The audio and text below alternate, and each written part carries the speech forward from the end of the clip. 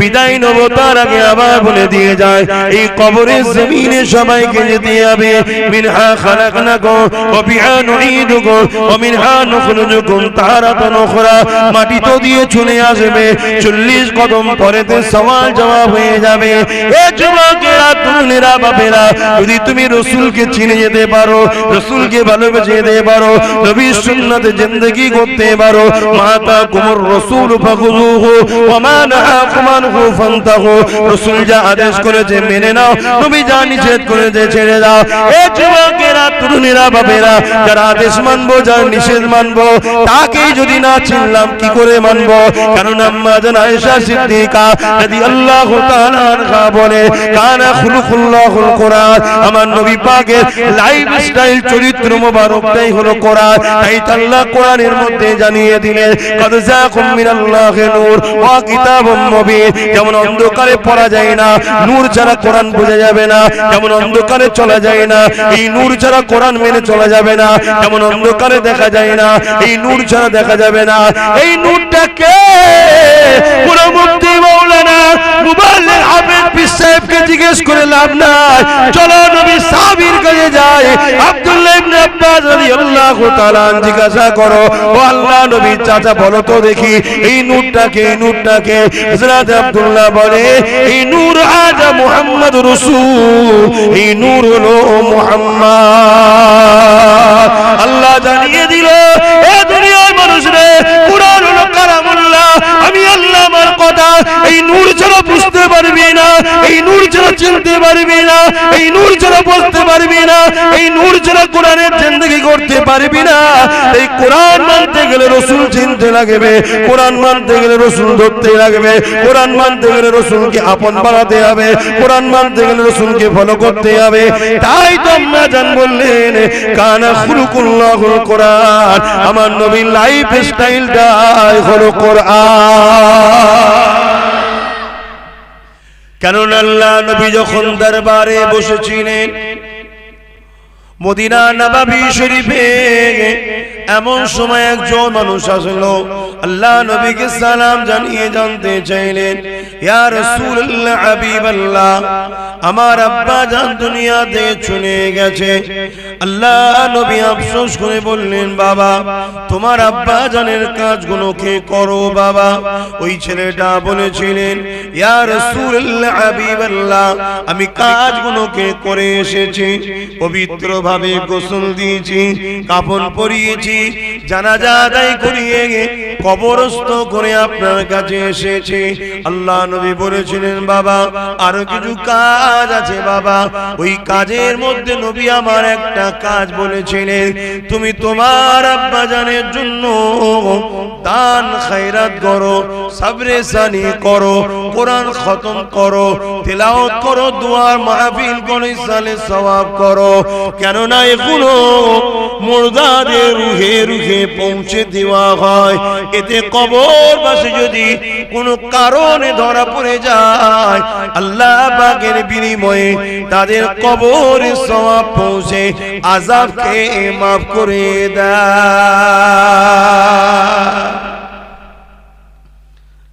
আর যাদের কবরে ধরা পড়ে করে দিলেরা খুশি হয়ে যায় আল্লাহ পাকে গায়ে জানতে থাকে ও রব্বি আল্লাহ পাক এসব সব কোনো কথা থেকে আসছে আল্লাহ দুনিয়ায় এমন তো কোনো কাজ করে আসতে পারেনি বছরে বছরে সওয়াব আসতে থাকবে আল্লাহ পাক সময় জানাবে ওরে আমার মুর্দা বান্দি বান্দি রে তোদের মায়ের মুরব্বিরা ইসালে সওয়াব করেছে সবরে সানি করেছে কোরআন খতম করিয়ে আলেম ইমামদেরকে দাওয়াত করেছে এতিম গরিব অসহায় এবং নামাজি মুসল্লি এক কথায় আল্লাহ পাকের সৃষ্টিকে খাইয়েছে মনুষ্য জাতিকে খাইয়েছে খুশি করেছে গ্রামবাসীকে দাওয়াত করে খাইয়েছে সবাই তেলাওয়াত করেছে দরুদ পড়েছে সুবহানাল্লাহ আল্লাহু আকবার বলেছে এর যা সওয়াব হয়েছে আমি আল্লাহ পাক সেগুলোকে বিতা করে দিইনি সেগুলো তোদের রুহে রুহে বকশে দিয়েছে ওই সময় কবরবাসী খুশি হয়ে যাবে। আল্লাহ পাকের কাছে ওই সকল রূহগুলো দোয়া করতে থাকবে, আল্লাহ পাক তোমার আমার নসিবে তাদের রুহানি দোয়াগুলো নসিবে মিলিয়ে দাও।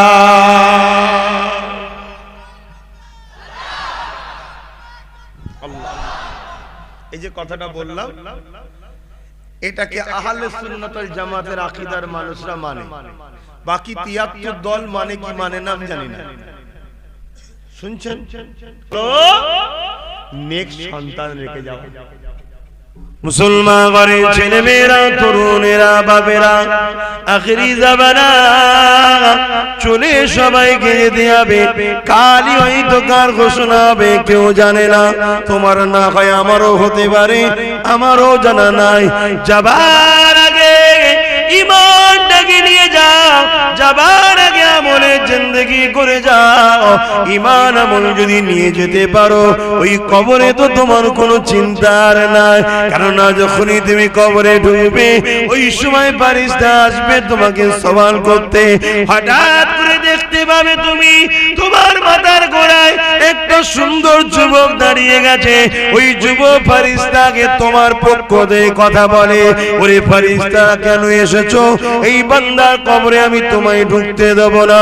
দুনিয়ার বুকে আমাকে কত ভালোবেসেছে, কি গরম কি ঠান্ডা, কি গ্রীষ্ম কি পৌষ, যখনই হোক না কেন এ সর্বসময় আমাকে প্যার করেছে, ভালোবেসেছে। আজকে কবরের জমিনে চলে এসেছে, আমি একে কিয়ামত নিয়ে যাব। ওখান থেকে আল্লাহ পাকের কাছে বলে জামিন করিয়ে আল্লাহর জান্নাত পর্যন্ত এই বান্দা বান্দির সাথে থাকবো।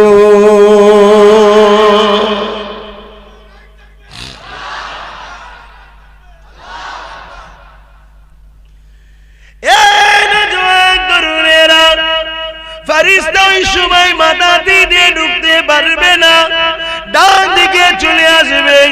ডান দিকে যখন ঢুকতে লাগবে, আবার দেখতে পাবে ডান দিকে একটা সুন্দর যুবক দাঁড়িয়ে গেছে।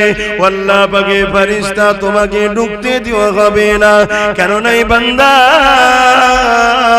দুনিয়া জমিন আমাকে বড় আদর করেছে, পিয়ার করেছে, বড় খেয়াল রেখেছে, ভালোবেসেছে।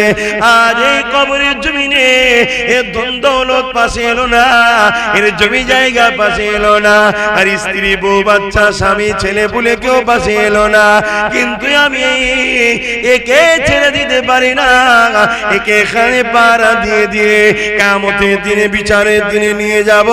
ওখান থেকে আল্লাহ পাককে বলে জামিন করিয়ে আমি একে জান্নাত পর্যন্ত এইভাবে সাথে করে পাহারা দিয়ে নিয়ে যাব। অর্থাৎ আসবে কবরে, কিন্তু সওয়াল জবাব নেবে না। এই চারজন কে গো? এই চারজনের প্রথম জন হলো আল্লাহ পাকের 5 ওয়াক্ত নামাজ। তুমি যদি কঠিন ঠান্ডাতে ফজরের সময় উঠে উযুটা করে নিয়ে আল্লাহকে দূরে কাজ নামাজ পড়ো, রুকু দাও, সিজদা দাও, সুবহান রাব্বিল আলা তাসবিহ পড়ো। এ ছেলে শুনে রেখে দাও, হে আমার বোনেরা শুনে রেখে দাও, হে আমার যুবকেরা শুনে রেখে দাও। ওই সিজদা যখন তুমি দেবে, সুবহান রাব্বিল আলা, আল্লাহ তুমি সব থেকে বড় পবিত্র। আমার আল্লাহ ফেরেশতাকে দেখে বলে, ওরে আমার ফেরেশতারে দেখ, ওই যুবকটা কি করছে দেখ, ওই যুবতীরা কি করছে দেখ। ফেরেশতা ওই সময় বলতে লাগে, আল্লাহ আরামের বিছানা ছেড়ে দিয়ে, শীতের কম্বল ছেড়ে দিয়ে, এই ঠান্ডার সময় উঠে উযু করে নিয়ে আপনাকে মাথা নত করে দিয়েছে আপনার কাছে, নিজেকে ঝুঁকিয়ে দিয়েছে আপনার কাছে, সব কিছু ভুলে গিয়ে বিসর্জন করে দিয়েছে আপনার কাছে, দিয়ে বলে আল্লাহ আপনি নাকি সব থেকে বড় পবিত্র। আমার আল্লাহ বলে, ফেরেশতা রে, ও তো অনেক গুনাহ করেছে, ভুল দেখেছে, অন্যায় করেছে, খারাপ কাজ করে ফেলেছে, কিন্তু ওর গুনার বুঝাই মাথা হ্যাট হয়ে গেছে, কিন্তু আমার পবিত্রতা বর্ণনা করেছে ওর ফেরেশতা সাক্ষী থেকে যা ওর জীবনের সমস্ত পাপগুলোকে মাফ করে দিয়ে আমি আল্লাহ ওই বান্দা বান্দিকেও পবিত্র বানিয়ে দিলাম। আরো জোরে বলুন সুবহান।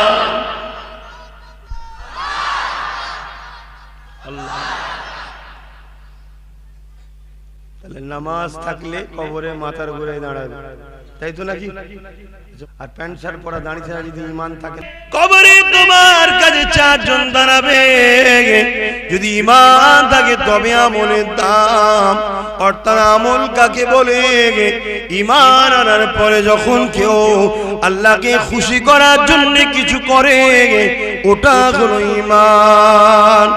ঈমান আছে, অমুসলিম ভাই বিপদে পড়েছে, তাকে আশ্রয় দিয়েছে, এটাও ইবাদত, এটাও আমল, এটাও নেকি, এটাও সওয়াব। আর ঈমান নেই যদি মসজিদ বানায়, বলবেন তা আমল হবে না? নূরপুরের মানুষ শোনো, এখনো তোমাদেরকে বলে দিয়ে যায়, সব জায়গায় গরম চলে, আল্লাহর দিনেতে কোনো গরম চলে না। সব জায়গায় পাওয়ার চলে, আল্লাহর কোরআনে কোনো পাওয়ার চলে না। সব জায়গায় মস্তানি দাদাগিরি চলে, নবী পাকের প্রেমেতে কোনো গুঞ্জাইশ চলে না। কেননা নবীর প্রেম আর নবীর আদবটাই হলো ঈমান। এই জায়গায় যদি তোমার প্রেম আর আদবে যারা পরিমাণ খাটতে যদি হয়ে যায়, তুমি বরবাদ হয়ে যাবে, তুমি ধ্বংস হয়ে যাবে। যত বড়ই তুমি আমির হও না কেন, যত বড় তুমি পীর হও না কেন, যত বড় তুমি মুর্শিদ হও না কেন, যত বড় তুমি হাফেজ দাবি করো না কেন, যত বড় তুমি মুফাসসির হও না কেন, যত বড় তুমি পণ্ডিত হও না কেন, আমার নবী পাকের জুতা মোবারক নিয়ে যদি তুচ্ছ তাচ্ছিল্য করো, সবটা বরবাদ হয়ে যাবে। সবাই তোমার জানাজায় আসবে। আরে আব্বাস সিদ্দিকী বলে কথা, নবী বংশের বাচ্চা বলে কথা, কত জলসা করেছে বলে কথা, যারা যারা সবাই পড়েনি। যদি আব্বাস আমার নবীর ইজ্জত নিয়ে, নবীর শরীর মুবারক নিয়ে, নবীর জুলফ মুবারক নিয়ে, নবী পাকের কদমে লেগে থাকা জুতা মুবারক নিয়ে আব্বাসের যদি কোনো ধারণা তুচ্ছ তাচ্ছিল্য থেকে যায়, তাহলে আব্বাসের কবরটা কিন্তু জান্নাত হয়ে যাবে। দুনিয়ার সবাই দোয়া করো, একদিনের জন্য জান্নাত বানাতে পারবে না, কেন সবার পক্ষে আল্লাহ, কিন্তু সবার আগে আল্লাহ তিনার হাবিব মুহাম্মদ রাসূলের পক্ষে। তাই চলে সবাইকে যেতে হবে, যাবার আগে কবরে যিনি আসবে তিনি হলেন মুহাম্মদ রাসূলুল্লাহ। ওই নবীকে তুমি একটু চিনে যাও, ওই নবীকে একটু তুমি বুঝে যাও। নবী পাকের পেশাব মুবারক নিয়ে বেয়াদবি করা যাবে না, কারণ আমার নবী পাকের পেশাবটা যদি হারাম হতো, এক সাহাবী যখন পান করে ফেলেছিল, আল্লাহ নবী কেন বলল, সাহাবী রে তোর 7 পীরের গা থেকে মুশক আম্বারের খুশবু বের হবে, এটা নবী কেন বললো? নবী পাকের পেশাব মুবারকটা নাপাক নয়, উম্মতের জন্য পাক, উম্মতের জন্য পাক। কেন নবী আমার মাথার তালু থেকে পায়ের তালু পুরোটা হলো নূর নূর নূর। তাই নূরের বদনের পেশাব থেকে খুশবু বাইরা, মাটির বদনের পেশাব থেকে দুর্গন্ধ বাইরা। তাই নবী পাকের পেশাব বাইর হবে, এটা মানুষের বৈশিষ্ট্য। এটা নবী মানুষ ছিলেন তাই হয়েছে, কিন্তু তোমার আমার মতো নয়।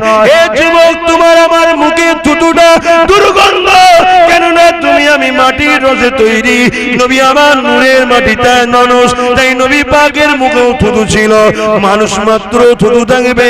নবী পাকের মুখে থুতুটা হলো মুশকে আম্বারের থেকে বেশি খুশবু। এই সাহাবা হুজুররা আল্লাহ নবীর থুতু মুবারককে নিয়ে নিজের চেহারার মধ্যে লাগিয়ে দিতে, আর কয়েক সপ্তাহ ধরে শরীর থেকে সাহাবাদের খুশবু। কম্পিটিশন শুরু হয়েছে, মুসলমান মারলেই বড় পোস্ট পাবে, মুসলমান মারলেই টিকিট পাবে, মুসলমান মারলেই তোমাকে হাইলাইট করা হবে। কি চলছে না চলেনি? কম্পিটিশন, কে কথা মারতে পারে। এই জায়গাটায় আমরা আসলাম কেন? যারা মারছে আমি তাদেরকে শুধু দোষারোপ করব না, আমরাও তো মার খাওয়ার উপযুক্ত হয়েছি। প্রথম নম্বর কারণ আল্লাহর ভয় চলে গেছে। অথচ হযরতে ইব্রাহিম খলিলুল্লাহ তিনি আল্লাহকে কত ভয় করতেন, অথচ আল্লাহ তিনাকে বন্ধু বলেছে। তিনি যখন কাঁদতেন শরীর পুরো কাঁপতো। জিজ্ঞেস করা হয়েছে, হুজুর আপনি কাঁপছেন কেন? বলছেন আল্লাহর ভয়ে। আল্লাহ তো বন্ধু আপনি। বলছে আল্লাহর গজবের কথা যখন মনে পড়ে তখন আমার আর কিছু মনে থাকে না। তাহলে প্রথম নম্বর কি জন্য মার খাচ্ছি? খৌফ ইলাহি বেরিয়ে গেছে। তাহলে মার যদি না খেতে চাই কি ঢুকাতে হবে? খৌফে ইলাহি। আর আল্লাহর ভয় যার হৃদয়ে থাকবে সে কখনো দুনিয়ার জালিমের চাটুকারিতা করবে না। দুনিয়ার কোন সন্তান অত্যাচারী স্বৈরাচারী জালিমের নেতৃত্বকে মেনে, জোরে বলো, নেবে না। কেন?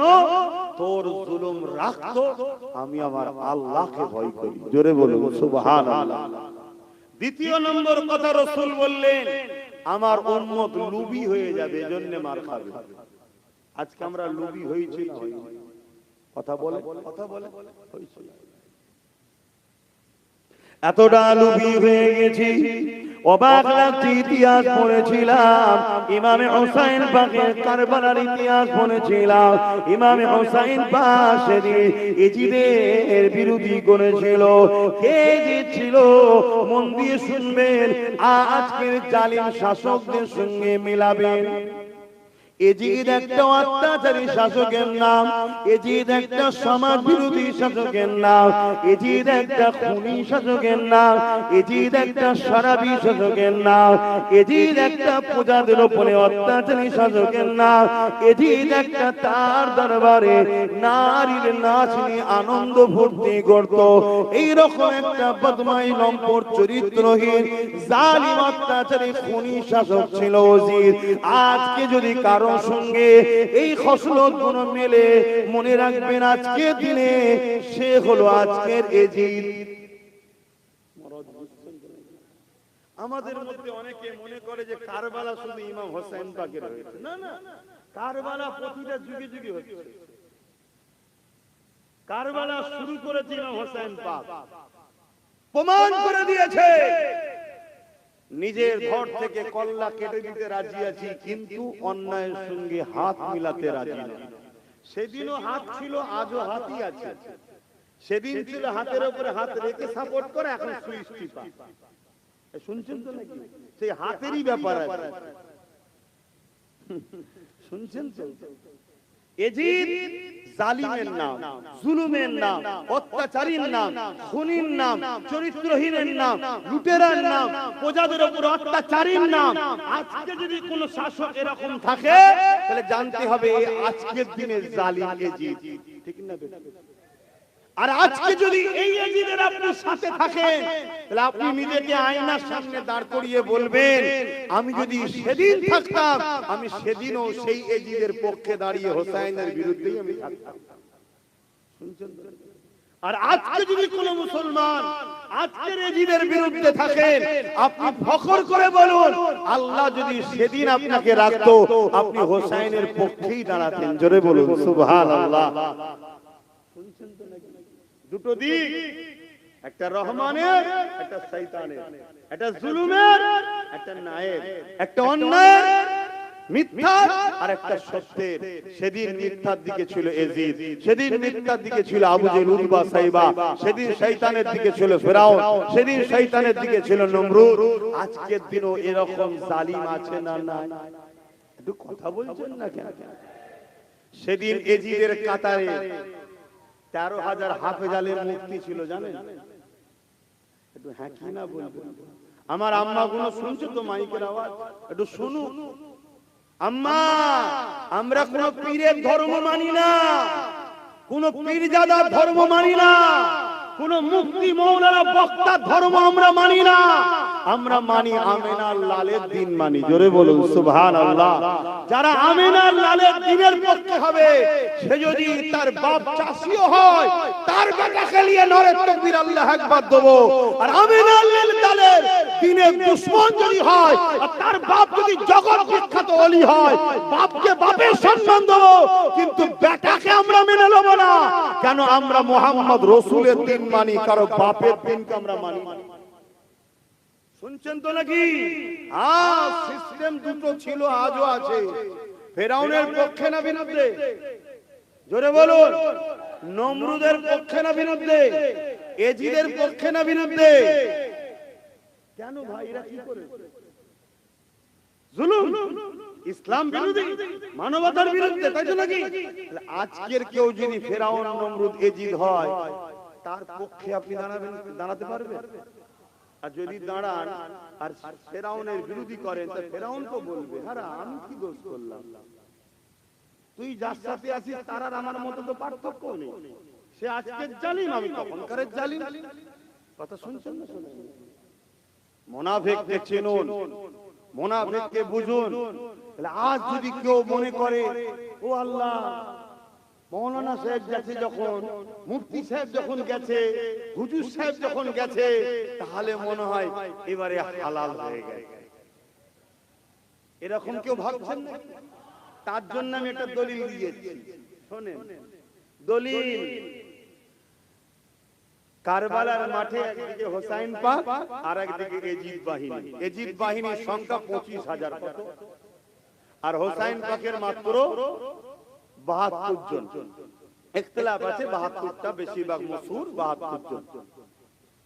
এই যে এজিদের 25,000 আছে, এই 25,000 এর মধ্যে 3,000 হাফেজ আছে, 3,000 মুফতি আছে, 7,000 আলেম রয়েছে। তরোয়াল নিয়ে এসছে, হোসাইনের বিরুদ্ধে লড়বে। তাহলে 13,000 হাফেজ, আলেম, মুফতি হোসাইনের বিরুদ্ধে লড়তে এসেছিল। তাহলে কি এজিদ ঠিক ছিল? কথা বলছেন না তো? মুফতি সাহেব রয়েছে তো, হাফেজ সাহেব রয়েছে তো, মৌলানা সাহেব রয়েছে তো, এখন তো আবার হুজুরও আছে। হ্যাঁ, তাহলে জায়েজ হবে না? ঘাবড়ে যাবেন না, মরতে হবে। আল্লাহ আমাদের পরীক্ষা নিচ্ছে। আমাদের বাপকে আল্লাহ পরীক্ষা নিয়েছে না? নাই। সাইয়্যিদুনা ইব্রাহিম আলাইহিস সালাম হক কথা বলেছে, গরিবের পক্ষে, নায়ের পক্ষে, তাওহীদের পক্ষে যখন কথা বলেছে, তখন তৎকালীন যে জালিম শাসক ছিল, নাম কি বলুন?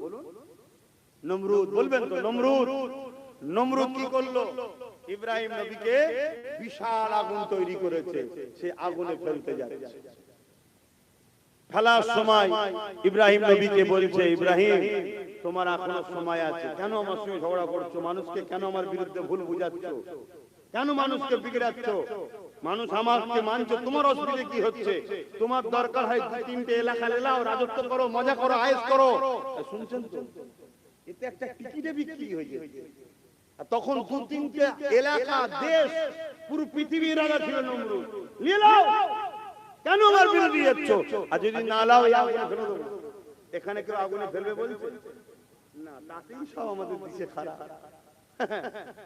এই সময় আব্বা জান ইব্রাহিম আলাইহিস সালাম বলেছিলেন, হে জালিম নমরুদ, আমি আমার আল্লাহকে ভালোবাসি।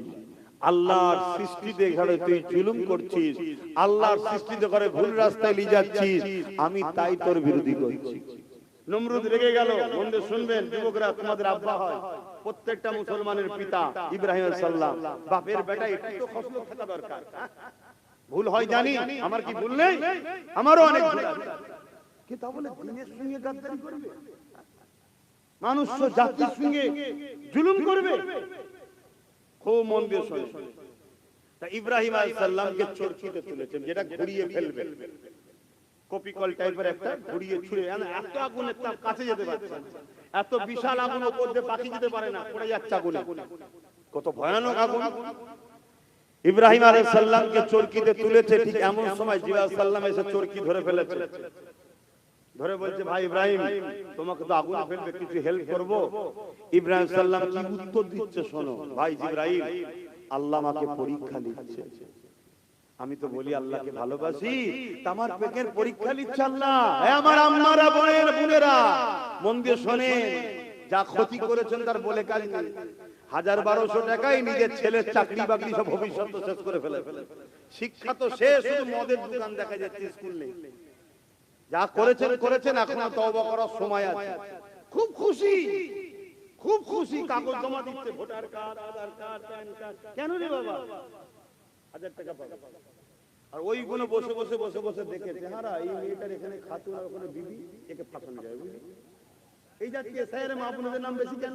ওই যে কাগজ সব আগে থেকে পেয়ে গেছে, বসে ঠান্ডা করে সব মাথা মেরে চেহারা, এদেরই সমস্যা বেশি আছে বুঝলি। লোভে পাপে ফাঁসাচ্ছে বলেন। কিন্তু এরপরও বলবো আল্লাহর কাছে তওবা করুন। এখন আপনার সিদ্দিকী বেঁচে আছে, যখন বেঁচে আছি কথা দিচ্ছি এই সমস্যা সমাধানের জন্য আপনাদের সাথে আছে। মরে গেলাম কি করে থাকবো? কিন্তু আপনাকে তো আমার হাতটা ধরতে হবে নাকি? আপনি বিপদে পড়েছেন, আমি তুলছি, ডুবছেন, আপনি ধরবেন না, তাহলে আমি কি করতে পারি? লাইনে তো আসতে হবে। তো ভাইয়া শুনেন মন দিয়ে, সেই জায়গায় আব্বা সাল্লামকে কি বলছি, ইব্রাহিম সাল্লাম, জামাকে আল্লাহ পরীক্ষা নিচ্ছে, এখন একদম ডিস্টার্ব করো না। তবে যাবার আগে শোনো, ও হযরত জিবরাইল, আমার আল্লাহ তিনি শাইউন কাদির, এই আগুনের মধ্যে আমাকে বাঁচাতে পারে। জোরে বলুন সুবহান। কি ঈমান দেখেন বাপরে, আমাদের ঈমান। এ জিবরাইল যান, আপনি ডিস্টার্ব করবেন না, আমার আল্লাহ আমাকে দেখতে পাচ্ছে। আল্লাহ যদি চায় ইব্রাহিমকে বাঁচাবো, এই আগুনের মধ্যে বাঁচাতে পারে। আর আল্লাহ যদি ইব্রাহিমকে পরীক্ষা নিবার জন্য আগুনে পুড়িয়ে আমাকে মেরে দেয়, শহীদ হয়ে যায়, ইন্তেকাল হয়ে যায়, আমি ইব্রাহিমের কথা শুনে যান, একটা জান দিয়েছে আল্লাহ, যদি আবার ফিরিয়ে দেয়, আবার আল্লাহর জন্য পড়তে রাজি, আবার যদি ফিরিয়ে দেয় আবার পড়তে রাজি, আবার যদি ফিরিয়ে দেয় আবার পড়তে রাজি। এই জিবরাইল শুনে রেখে দাও, আমার আল্লাহ যদি আমাকে পরীক্ষা নেয়, আমি আল্লাহর প্রেমে একবার নয় 1000 বার পুরে প্রমাণ করে দেবো, আল্লাহ আমার কাছে আমার জানের থেকে আপনাকে বেশি ভালোবাসি। আরো জোরে বলুন সুবহান। কি পরীক্ষা! আর আজকে আমাদেরকে আল্লাহ পরীক্ষা নিচ্ছে, আমরা ফয়সালা করতে পারছি না। কেমন পরীক্ষা? একদিকে বিজেপি আর একদিকে টিএমসি। শুনছেন তো নাকি? বিজেপিও মসজিদ মাসার দুশমন, ইও মসজিদ মাসার দুশমন, ও ডাইরেক্ট ইনডাইরেক্ট। শুনছেন তো নাকি? এ বারবার বলছে আমাকে ভোট না দিলে বিজেপি চলে আসবে, আর বিজেপি বলছে আমাকে ভোট না দিলে মোল্লারা দেশ দখল করবে। এদের দুজনের সেটিংটা দেখেছেন? বিজেপি হিন্দু ভাইদের কাছে বলছে আমাকে ভোটটা না দিলে মোল্লারা দখল করে নেবে, পাকিস্তান এসে যাবে। আর টিএমসি মুসলমান পাড়ায় গিয়ে বলছে কি, ভোট ভাগাভাগি করলে আমাকে না দিলে বিজেপি চলে যাবে। অথচ দুজনই দেশের গাদ্দার, দুজনই দেশকে শেষ করে দিচ্ছে। না হিন্দুরা নিরাপদে আছে, না মুসলমানরা ভালো আছে, না দেশ উন্নতি হচ্ছে, না মুসলমান হিন্দুর কারো বিকাশ হচ্ছে। কিন্তু দুজনে কেমন গেম প্ল্যান। তো যাক, আমার হিন্দু ভাইরা কি ফয়সালা দেবে সেটা তাদের স্বাধীনতা, কিন্তু আমার কওমকে একজন ধর্মগুরু হিসেবে যেতে পারি তো নাকি? এটা জনসভা না। কিন্তু এই কবরের জমিনে আসবে যিনি, তিনি হলেন দয়ার নবী, রহমতের নবী। তিনাকে ফেরেশতা লক্ষ্য করে বলবে, এই কবরবাসী ইনি হলেন মুহাম্মদ রাসূল, ইনা সম্বন্ধে তোমার ধারণা কি ছিল? এই যুবকেরা শুনে রেখে দাও, ওই সময় তুমি যদি আমার নবীকে চিনতে না পারো, তাহলে তুমি বরবাদ হয়ে যাবে, ধ্বংস হয়ে যাবে। ওই সময় আমার নবী সম্বন্ধে তোমার আকীদা কি ছিল? আমার নবী সম্বন্ধে তোমার ধারণা কি ছিল? আমার নবী কি মেরাজে গিয়েছিল কি যায়নি? সশরীরে গেছে না ঘুমিয়ে গেছে? কি আকীদা তোমার ছিল? আমার নবী পাক সাল্লাল্লাহু আলাইহি ওয়াসাল্লামের জিসম মুবারকটা পাক ছিল না নাপাক ছিল, এই সম্বন্ধে তোমার কি ধারণা ছিল? আমার নবী পাক সাল্লাল্লাহু আলাইহি আলাইহি ওয়াসাল্লামের মাকাম কতটা আল্লাহ দিয়েছে এ সম্বন্ধে তোমার ধারণা কি ছিল? কেননা প্রত্যেকটা মানুষের উচিত তার শাইখাকে, তার নেতাকে চিনতে হবে। আজ দুনিয়ার জমিনে দেখেছি আমরা, কোন মানুষ দুনিয়ার কোন নেতাকে ভালোবাসে, সে সকালে কি খায় মিডিয়া পরিষ্কার করে, সে কখন বাথরুমে ঢোকে সেটাও পরীক্ষা করে, প্রশ্ন করে কি পানিতে সে পানি খরচ করে, মাফ করবেন হাত জিজ্ঞাসা করে, সে বলে কিনলে কি বিসলারি ফিল্টার পানি, সবাই হাঁ করে শোনে। আমার নেতা কত ভিআইপি দেখেছিস, এখানে ফতোয়া হয়নি। আর আমার রাসূলকে লিখতে আলোচনা করা হবে যে আম্মা আয়েশা সিদ্দিকার সঙ্গে আমার রাসূলুল্লাহ বসেছিলেন, এমন সময় আম্মা জান বলেছিলেন ইয়া রাসূলুল্লাহ হাবিবাল্লাহ আপনি কেমন মানুষ, এই নবীকে চেনা স্বপ্ন দেখা এটা আম্মা জানের তো সুন্নাত। আম্মা জান জানতে চেয়েছিলেন, আমরা কেন জানতে চাইবো না? ওগো আব্বাস সিদ্দিকী, ওগো মাওলানা সাহেব, মুফতি সাহেব, আমার নবী কেমন মানুষ ছিল? আম্মা জান যদি জানতে চায় আপনি কেমন মানুষ, আমরা কেন জানতে চাইবো না? আমার দয়ার নবী কেমন মানুষ? আম্মা জান ওই সময় যখন বললেন, আল্লাহ নবী বলেছে আয়েশা তোমার দুপাট্টা খানা দাও। আম্মা জানকে দুপাট্টা খানা আমার রাসূলের হাতে দিলেন। আল্লাহ নবী দুপাট্টা খানা নিলেন, নিবার পরে এইভাবে নবী আমার জোর মুখ দুটোকে ধরলেন, যে মুখগুলো কাটা রয়েছে এইভাবে দিয়ে দুদিকের মুখটা দিয়ে আম্মা জানের হাতে দিয়ে দিলেন। আর বিছখানটা রাসূল নিজের পেটের গোড়ায় দিয়ে বললেন আয়েশা পিছনে দুটো মুখকে মজবুত করে ধরো, ধরে আমার তুমি তোমার দিকে টানো। আম্মা জান টান দিলেন। দয়ার নবী আমার স্ত্রীকে খুশি করার জন্য একটু লুজ দিলেন, যেই লুজ দিলেন আম্মা জান টান দিলেন, নবী আমার আম্মা জানের কোলে চলে গেলেন। আম্মা জান হাসলেন, নবী খুশি হলেন। আম্মা জান বলতে লাগলেন ইয়া রাসূলুল্লাহ হাবিবাল্লাহ এই রকম ভাবে নুজ দিলে আমি কি করে টানবো? আল্লাহ নবী বললেন ঠিক আছে আয়েশা টানো, এবারে মজবুত করে ধরে টানো। আবার আম্মা জান টান দিলে, আবার নবী আমার আম্মাকে একটু খুশি করার জন্য, অর্থাৎ আমাদের আম্মা নবী পাকের স্ত্রী আহলিয়াকে খুশি করার জন্য সামাজিক জীবন, সমস্ত জীবন ইসলাম শিক্ষা দিয়েছে। এই সমাজ জীবনের জন্য নামাজ রোজার অনেক আগে আমাদের নবী নবুয়াতের 11 বছর পর মেরাজে গেছে। কত বছর পর মনে থাকবে? নবুয়াত ঘোষণার কত বছর পর? 11 বছর পর মেরাজে গেছে। সেখান থেকে নামাজ রোজা এনেছে।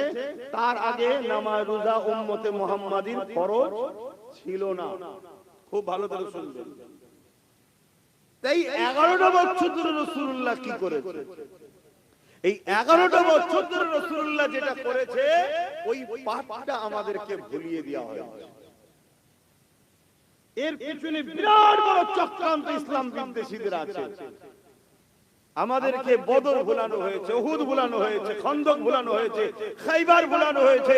আমাদেরকে রোম হুকুমতের বিরুদ্ধে, পারস্য হুকুমতের বিরুদ্ধে, নাজ্জাসীর বিরুদ্ধে, এমনকি আবু জেহেল, উতবা, সাইবা, আবু লাহাব প্রত্যেকটা স্বৈরাচারী, অত্যাচারী, জালিম শাসকের বিরুদ্ধে মুহাম্মদ আরবি সাল্লাল্লাহু আলাইহি ওয়াসাল্লামের যে সংগ্রাম, যে লড়াই, গরীব, দুঃখী, এতিম, বিধবা, মজলুমদের পক্ষে দাঁড়িয়ে এই লড়াইটাকে ইসলামের অনুসারীদের ঘরে ভুলিয়ে দেওয়া হয়েছে।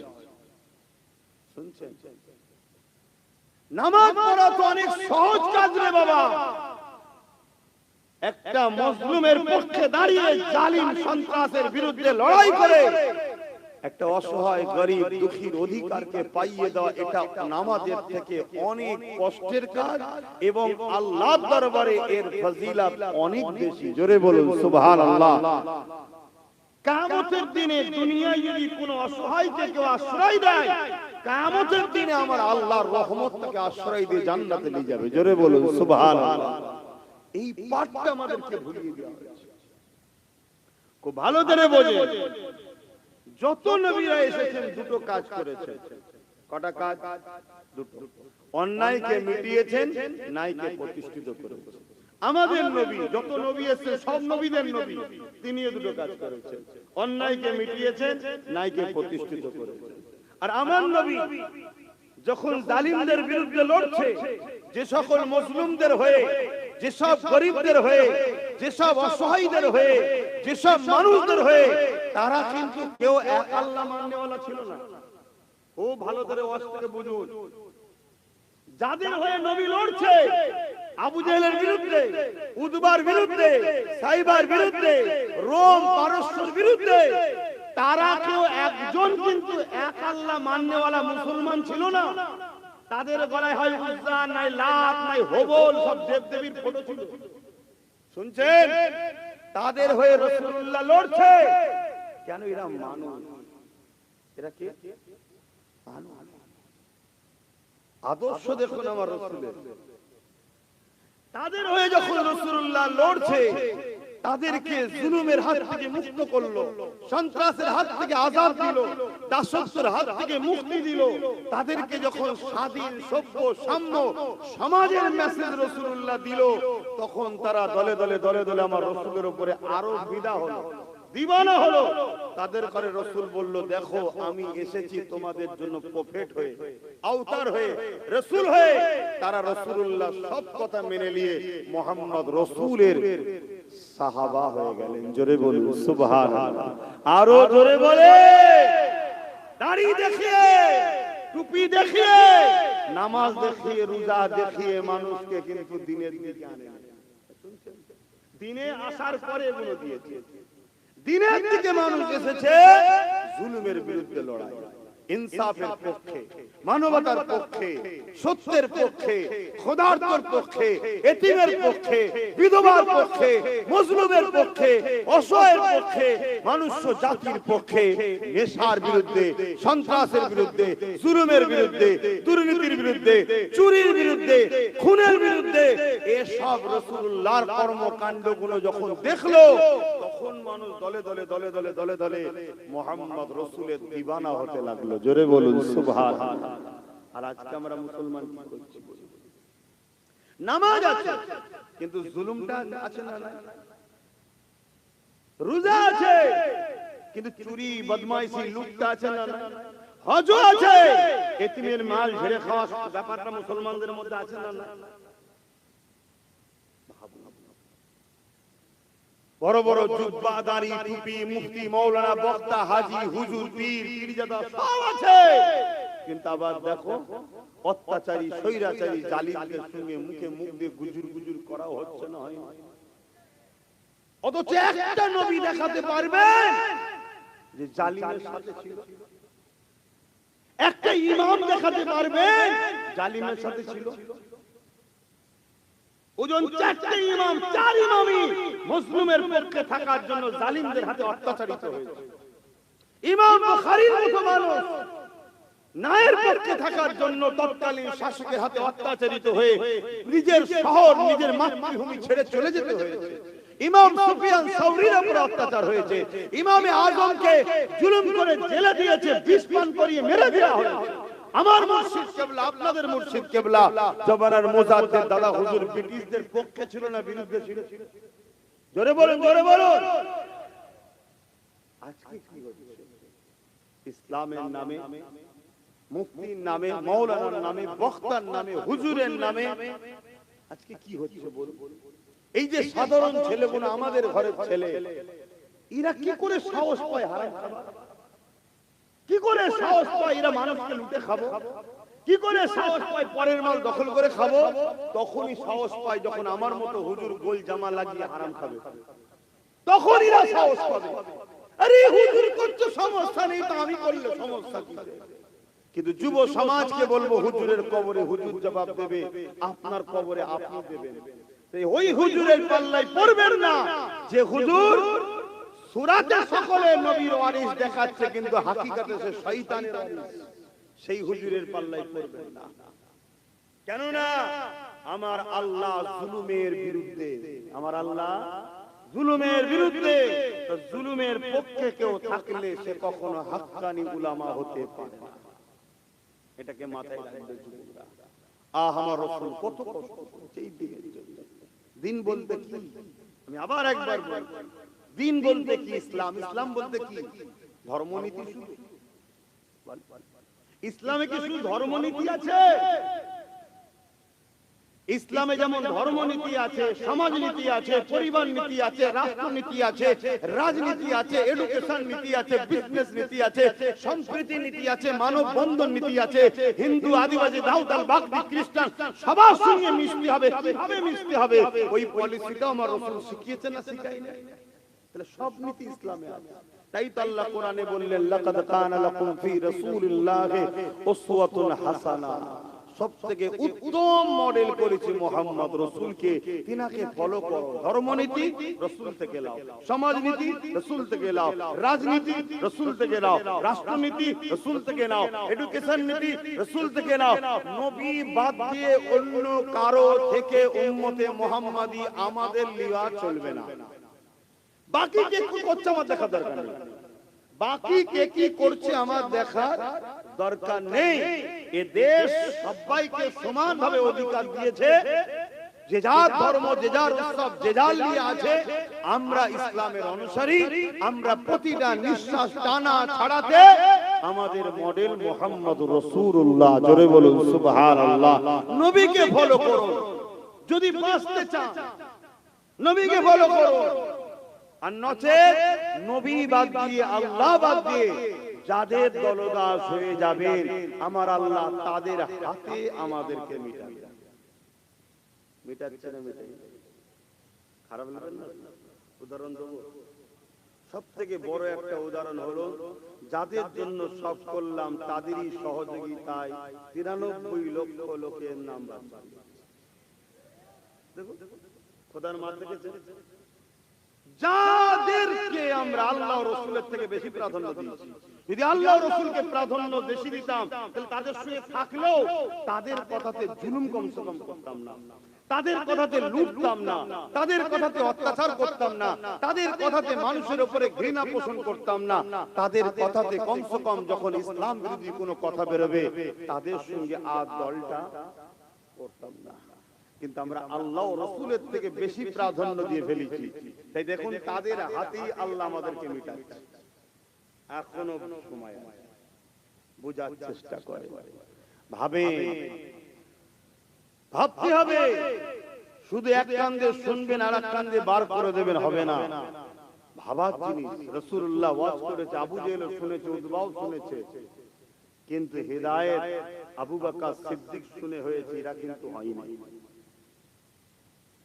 একবারও কি দিল বলে না যে আমার রাসূলুল্লাহ কত কষ্ট করে ইসলামটা দিয়েছে, এই ইসলামের হেফাজত করব? আমি আবার একবার বলছি, ইসলাম বলতে কি? আমি আবার একবার বলছি, ইসলাম বলতে কি? ইসলামে যেমন নামাজ আছে, রোজা আছে, হজ আছে, তাওহীদ, রিসালাত আছে।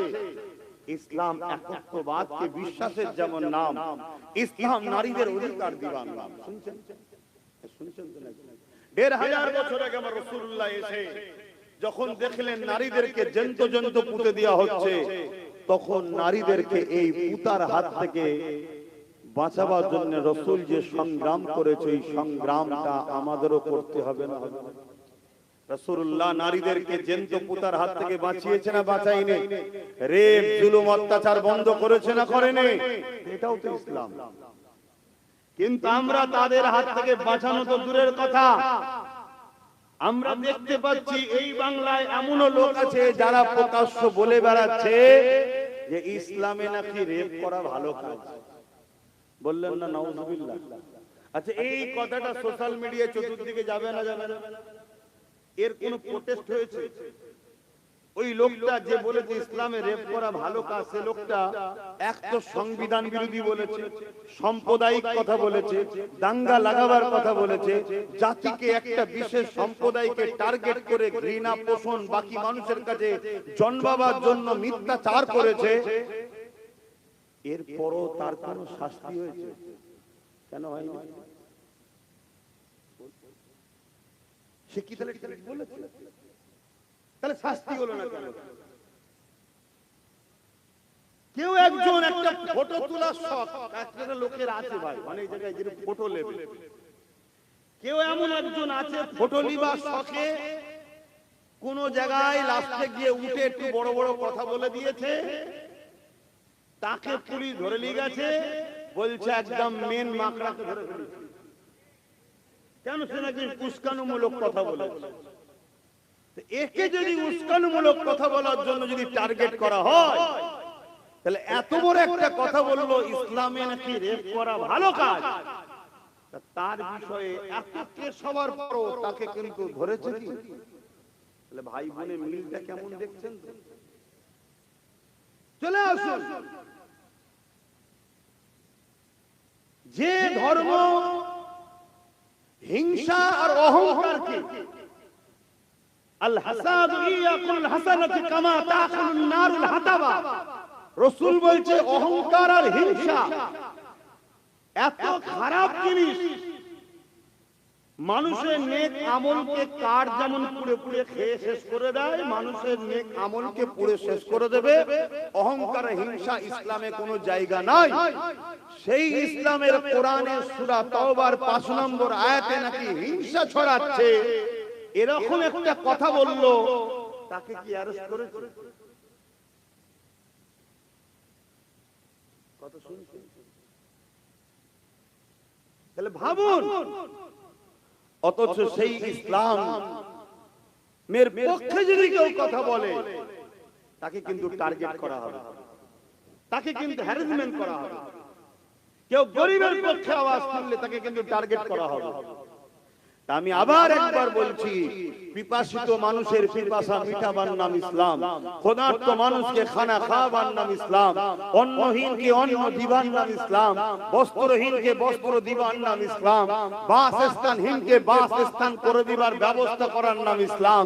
সে গাঁটের পয়সাই হোক, রাজনীতির লড়াই করে হোক, যদি সততার সাথে কোন রাজনেতা মানুষের সুখে দুঃখে সাথ দেয় আর সে যদি ঈমানদার হয়, রাসূলুল্লাহ বলেছেন ওই নেতা আরশ আজিমের ছায়া পাবে। জোরে বলুন সুবহানাল্লাহ। ইসলাম জুলুম, নেশা, অন্যায়, অত্যাচারকে মিটাবার নাম ইসলাম। আমার রাসূলের ইসলাম কি মিটে যাক আপনারা চাইছেন? তাহলে আপনারা তো জুলুমের পক্ষে, অন্যায়ের পক্ষে, নেশার পক্ষে।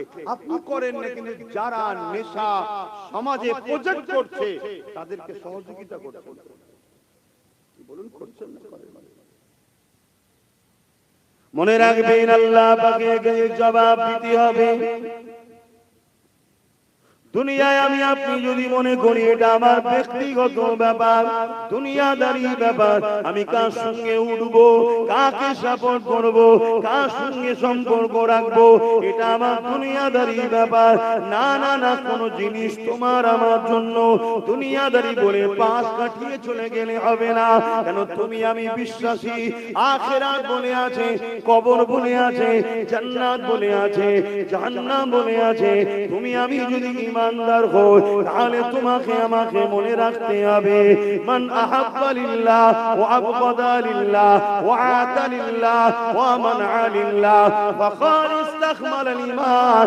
ভালোবাসবেন আল্লাহর জন্য, দুশমনি করবেন আল্লাহর জন্য, আত্মীয়তা করবেন আল্লাহর জন্য, বিচ্ছেদ হবেন আল্লাহর জন্য, তবে আপনি ঈমানের মজা পাবেন, আপনি প্রকৃত ঈমানদার। এই মনে রাখবেন, দুনিয়াটা আপনার আমার জন্য পরীক্ষা সেন্টার। এখানে আপনাকে প্রতিটা কদমে আপনার রব পরীক্ষা নিচ্ছে, আপনাকে খেয়াল রাখতে হবে।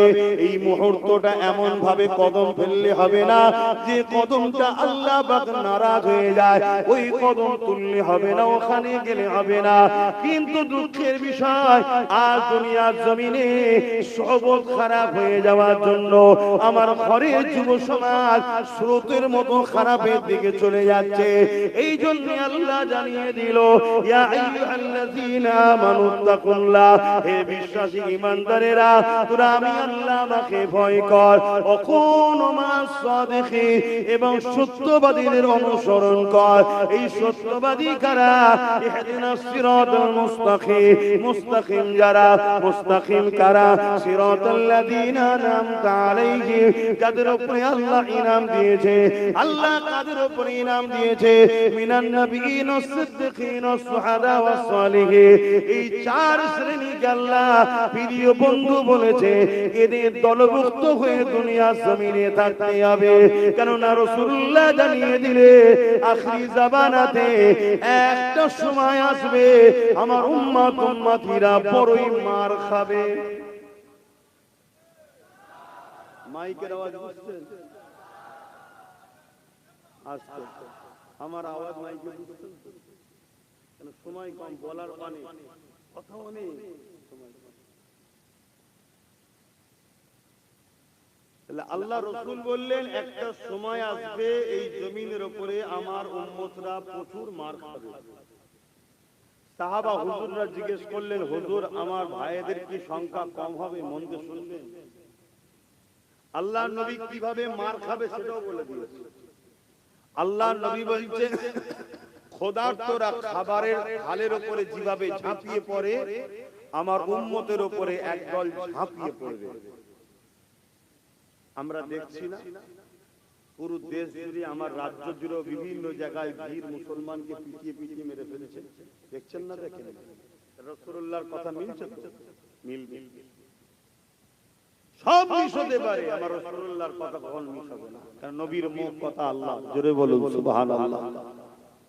রাসূল বললেন আমার উম্মতের উপরে একদল মানুষ ক্ষুধার্ত পশুরা যেভাবে খাবারের উপর ঝাঁপিয়ে পড়ে তাদের উপরে ঝাঁপিয়ে পড়ে একটা সময় আমার উম্মতের উপরে প্রচুর অত্যাচার জুলুম মার খাবে। সাহাবা হুজুররা জিজ্ঞেস করলেন, হুজুর কারণ কি? আমার ভাইদের কি সংখ্যা কম হবে? আল্লাহ নবী কি উত্তর দিয়েছেন শোনেন। নবী বললেন না, সংখ্যা কম হবে না। তাহলে আমরা কি সংখ্যা কম? জোরে বলো। সংখ্যা যদি কম হতো তাহলে আমার দেশের রাজা মশাই বাংলায় ঢোকার জন্য ইচ্ছা করে মুসলমানদের নাম কেটে বাদ দিতে হতো। ওরাও জানে যে যতক্ষণ না নাম কেটে বাদ দিচ্ছি ঢোকা সম্ভব নয়, কিন্তু এখনো মাথা চুল করছে। এত নাম কেটে বাদ দিবার পরে এখনো বলতে 110-15 জেটের উপরে যাচ্ছে না। শুনছেন তো? তাহলে আমাদের সংখ্যাটা কত বুঝতে পারছেন?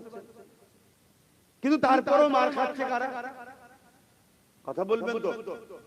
রাসূলকে সাহাবারা জিজ্ঞেস করলেন সংখ্যা কি কম হবে? রাসূল বললেন না। তাহলে হুজুর সংখ্যা যখন কম নাই তাহলে মার খাবে কেন? আমরা 313 জনে মার খাইনি, আর ওদের সংখ্যা বেশি হবে তাও মার খাবে বলছেন কেন? আল্লাহ নবী বলেছিলেন প্রথম নম্বর কারণ তারা মৃত্যুকে ভয় করবে, আল্লাহকে ভয় করবে না। কাকে ভয় করবে? মৃত্যুকে ভয় করবে, আল্লাহকে ভয় করবে না। আজকে আমাদের অন্তরে আল্লাহর ভয় আছে না মৃত্যুর ভয় আছে? মৃত্যুর ভয় ঢুকে গেছে, এজন্য মারতে। ওজন মৃত্যু থেকে রেহাই কেউ পাবে না, আর মৃত্যু 1 সেকেন্ড আগেও আসবে না, 1 সেকেন্ড পরেও আসবে না। যার যে টাইম সে টাইমে আসবে। আমরা মৃত্যুকে ভয় করি, আল্লাহকে ভয় করা ছেড়ে দিয়েছি। আমরা তাগুতি শক্তিকে ভয় করি, আল্লাহকে ভয় করা ছেড়ে দিয়েছি। শুনছেন? আজ বড় দুঃখ। অথচ রাসূল বললেন যার হৃদয়ে আল্লাহর ভয় থাকবে দুনিয়ার জালিম তাকে ভয় করবে। জোরে বলুন সুবহানাল্লাহ। কোন দেশে যদি পারমাণবিক শক্তি থাকে ওই দেশকে অন্য দেশ ভয় করে না? করে না। তাহলে যার হৃদয়ে আল্লাহর ভয় আছে, এই সামান এই পাওয়ারটা আছে, দুনিয়া সব জালিম তাকে ভয় করবে। আর যার হৃদয়ে আল্লাহর ভয় নেই, আল্লাহ জালিমদের অন্তর থেকে তার ভয় তুলে নেবে। এ সমাজে এখন একটা জীবজন্তুকে মারতে গিয়ে মানুষের যতটা না ভয় লাগে, মুসলমান মারতে গিয়ে মানুষের কোনো ভয় লাগে না। একটু লুজ দিয়ে দিলেন, আবার টান দিলেন, নবী পাক আম্মার কোলে চলে গেলে। এইভাবে আম্মা জান বললেন হুজুর এইভাবে লুজ দিলে কি করে হবে? আল্লাহ নবী বলেছে আয়েশা রে এবারে কিন্তু আমি মুহাম্মদ মজবুত করে ধরে রাখবো, তুমি টানো টানো টানো। সেই রবের শপথ করে বলছি আম্মা জান দুদিকে জোর মুখটাকে নিয়ে এইভাবে যখন টান দিয়েছিলেন, এই মুখও খোলে নে, এই মুখও খোলে নে, বিছখানো ছিঁড়ে যায় নে, পুরো দুপাট্টাটা রাসূলুল্লাহর শরীর মুবারকের ভেতর দিয়ে গিয়ে আম্মা জানের হাতে পৌঁছে যায়। আল্লাহু আকবার।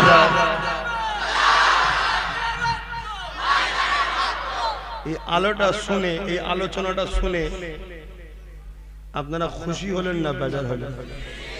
এই আলোচনাটা শুনে সব থেকে বড় কি জিনিস প্রমাণ হলো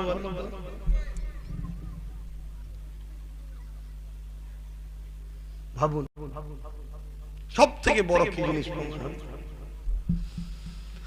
আল্লাহ কত ক্ষমতাবান, এটাই প্রমাণ হলো যে আমার রাসূল মানুষ, কিন্তু কি ক্ষমতা মালিকের যে আমাদের কারো যাবে না।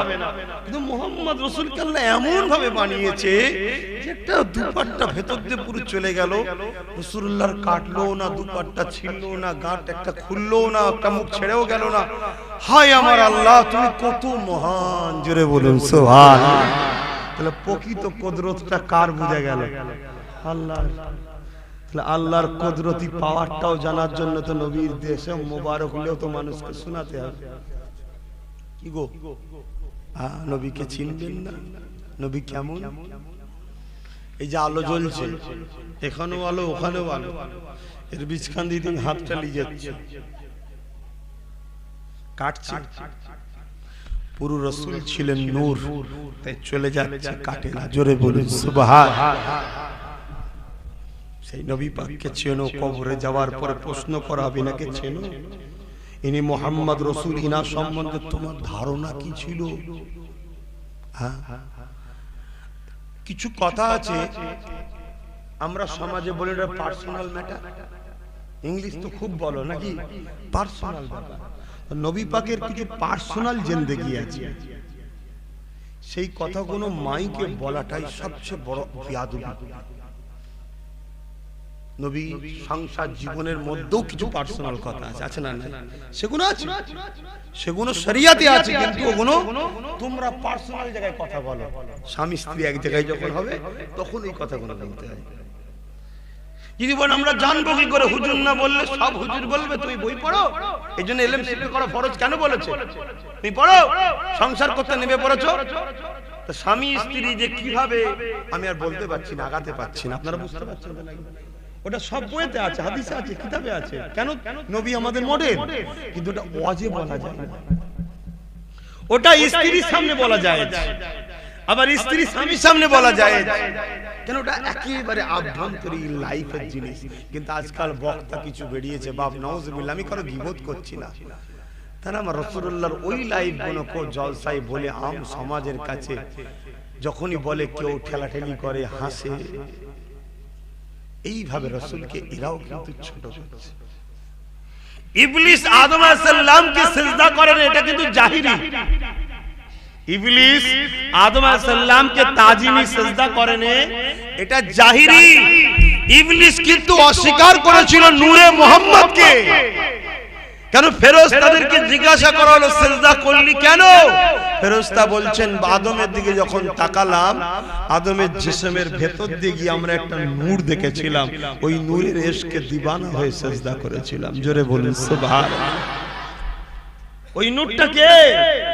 মুহাম্মদ সাল্লাল্লাহু আলাইহি ওয়াসাল্লাম। যখন রূহ প্রথম দিয়েছিল, রূহ বেরিয়ে পড়েছে আদম নবীর শরীর থেকে, কারণ অন্ধকার ভেতরে।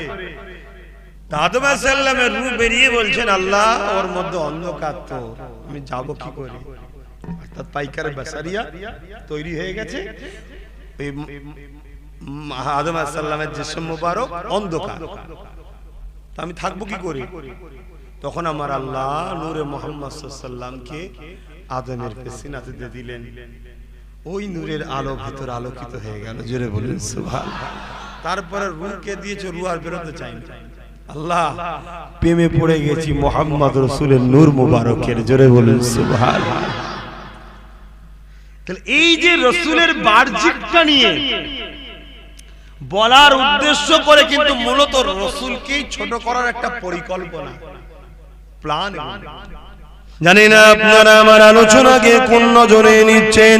বিদায় নেব তার আগে আবার বলে দিয়ে যায়, এই কবরের জমিনে সবাইকে যেতে হবে।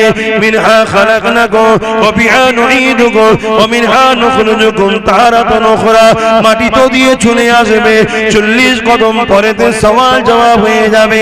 এ যুবকেরা, তরুণেরা, বাপেরা, যদি তুমি রাসূলকে চিনে যেতে পারো, রাসূলকে ভালোবেসে যেতে পারো, নবীর সুন্নাতে জিন্দেগি করতে পারো, মাতা কুমুর রাসূল ফাখুযুহু ওয়া মা নাহাকুম আনহু ফান্তাহু।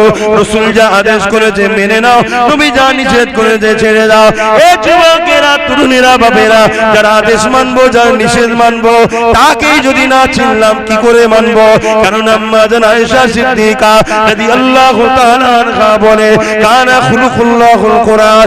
আমার নবী পাকের লাইফস্টাইল চরিত্র মোবারকটাই হলো কোরআন। তাই আল্লাহ কোরআনের মধ্যে জানিয়ে দিলেন, قد جاءكم من الله نور وكتاب مبين। যেমন অন্ধকারে পড়া যায় না, নূর ছাড়া কোরআন বোঝা যাবে না। যেমন অন্ধকারে চলা যায় না, এই নূর ছাড়া কোরআন মেনে চলা যাবে না। যেমন অন্ধকারে দেখা যায় না, এই নূর ছাড়া দেখা যাবে না। এই নূরটা কে? পুরো মুফতি মাওলানা মুবাল্লিগ হাফেজ পীর সাহেবকে জিজ্ঞেস করে লাভ নাই। চলো নবী সাহাবীর কাছে যাই। আব্দুল্লাহ ইবনে আব্বাস রাদিয়াল্লাহু তাআলা জিজ্ঞাসা করো, ও আল্লাহ নবী চাচা বলো তো দেখি এই নূরটাকে, এই নূরটাকে? হযরত আব্দুল্লাহ বলে, এই নূর আজ মুহাম্মদ রাসূল, এই নূর হলো মুহাম্মদ। আল্লাহ জানিয়ে দিল, এ দুনিয়ার মানুষরে, কুরআন হলো কালামুল্লাহ। আমি আল্লাহ আমার কথা এই নূর ছাড়া বুঝতে পারবি না, এই নূর ছাড়া চিনতে পারবি না, এই নূর ছাড়া বলতে পারবি না, এই নূর ছাড়া কোরআনের জিন্দেগি করতে পারবি না। এই কোরআন মানতে গেলে রাসূল চিনতে লাগবে, কোরআন মানতে গেলে রাসূল ধরতে লাগবে, কোরআন মানতে গেলে রাসূলকে আপন বানাতে হবে, কোরআন মানতে গেলে রাসূলকে ফলো করতে হবে। তাই তো আম্মা জান বললেন, কানা খুলুকুল্লাহুল কোরআন। আমার নবী লাইফে जानिब ना कैसे खींचो मेरा दीन दुनिया मदीने में है।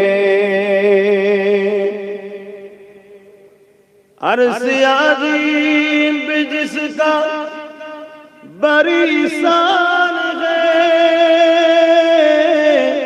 रोज़ाए मुस्तफा जिसकी पहचान है, रोज़ाए मुस्तफा जिसकी पहचान है, जिसका हम पल्ला कोई मुअल्ला नहीं, जिसका हम पल्ला कोई मुअल्ला नहीं, एक ऐसी मुहल्ला मदीने में है।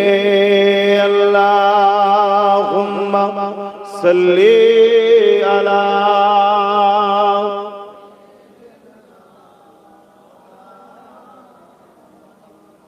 वला आली।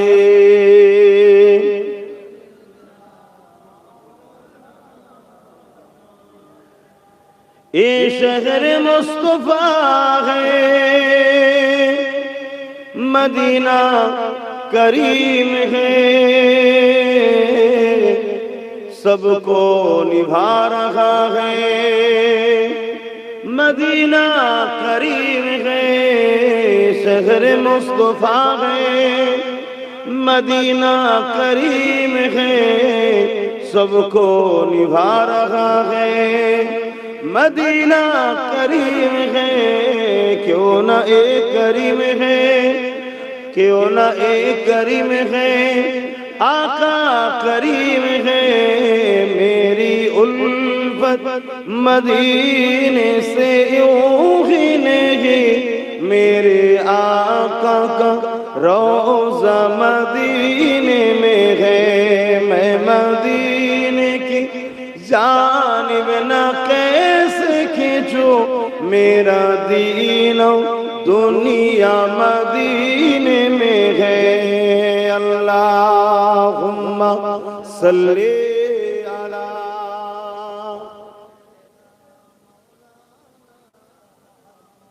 ওয়ালা আলি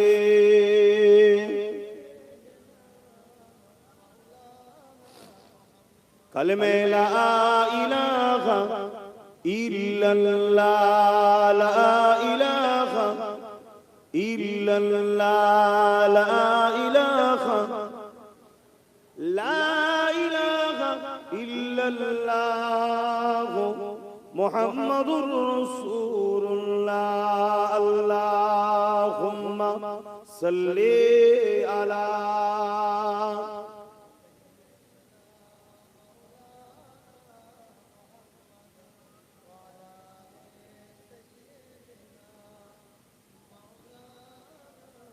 আমার আব্বা জানেরা, ভাইরা, নওজোয়ান তরুণেরা, যুবকেরা, ছোট ছোট বাচ্চারা, উলামা হযরত, হাফেজে কোরআন, নামাজি, মুত্তাকি, পরহেজগার ইমাম সাহেব বনেরা,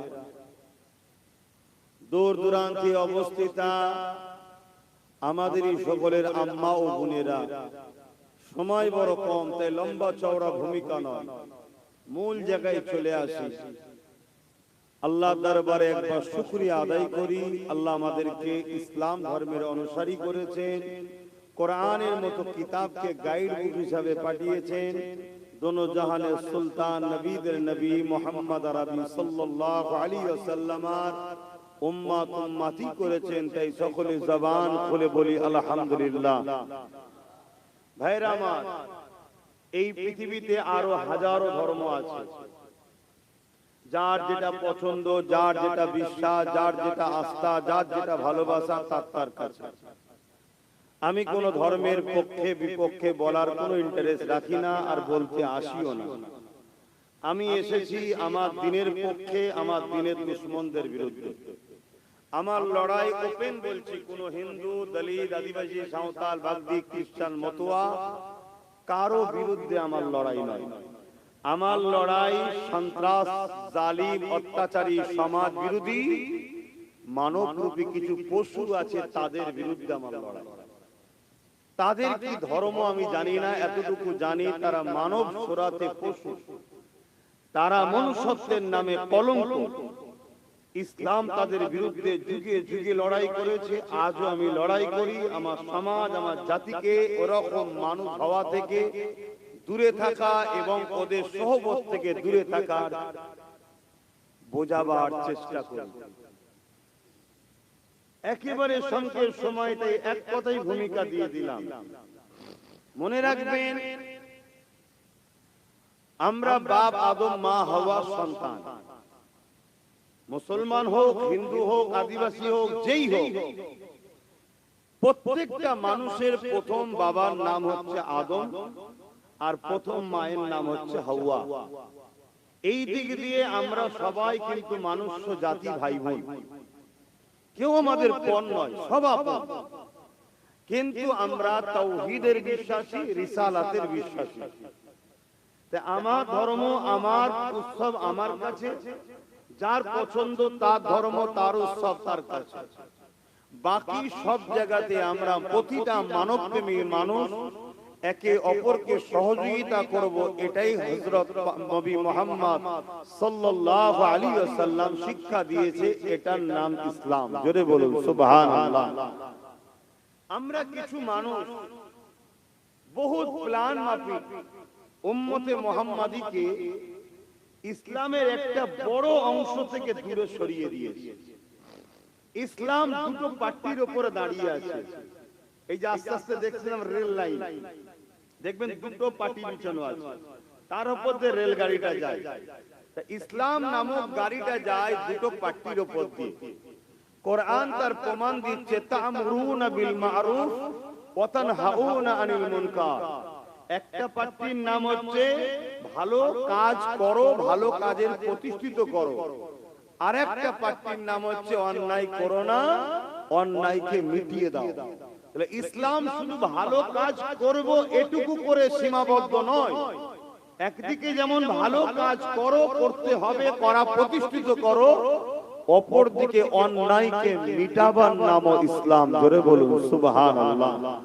কিন্তু আজ আমাদেরকে বড় ছলে বলে, কলে কৌশলে ব্রিটিশ পিরিয়ড থেকে ভারতবর্ষে দেখে আসছি, অন্যান্য দেশে আরো শুরু হয়েছে, ভারতবর্ষে ব্রিটিশ পিরিয়ড থেকে দেখে আসছি একদল উলামাদের দ্বারা, মন দিয়ে কথাগুলো শুনবেন, একদল উলামাদের দ্বারা ব্রিটিশ অর্থ ফান্ডিং করে তাদের দ্বারা মুসলিম উম্মাকে শুধু নামাজ, রোজা, দাড়ি, টুপি, হজ, দুয়া দরুদ, মসজিদ, মাদ্রাসা, এইটুকুর নাম ইসলাম, এর মধ্যে সীমাবদ্ধ করে দিয়েছে।